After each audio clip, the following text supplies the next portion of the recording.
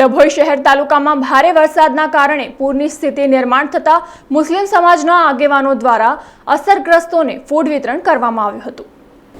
સમગ્ર ગુજરાત સહિત ડભોઈ શહેર તાલુકામાં ભારે વરસાદના કારણે પૂરની સ્થિતિ નિર્માણ પામી છે।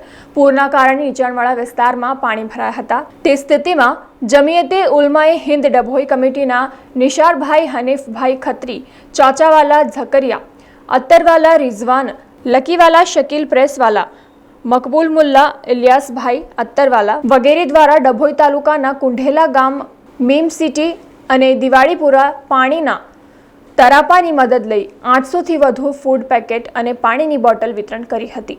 આ સંસ્થા માનવ સેવાના કાર્યો વર્ષોની પરંપરા મુજબ કરતા રહ્યા છે।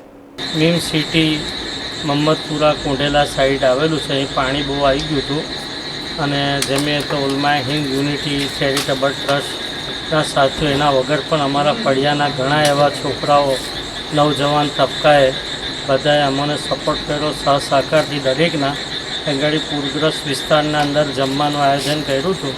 અલ્હમ્દુલિલ્લાહ ઘરે ઘરે જમવાનું પહોંચાડ્યું છે। અલ્લાહ એને કબૂલ કરે અને એની ખિદમતને મોત સુધી અમોને આવી ખિદમત કરવાની તૌફીક આપે।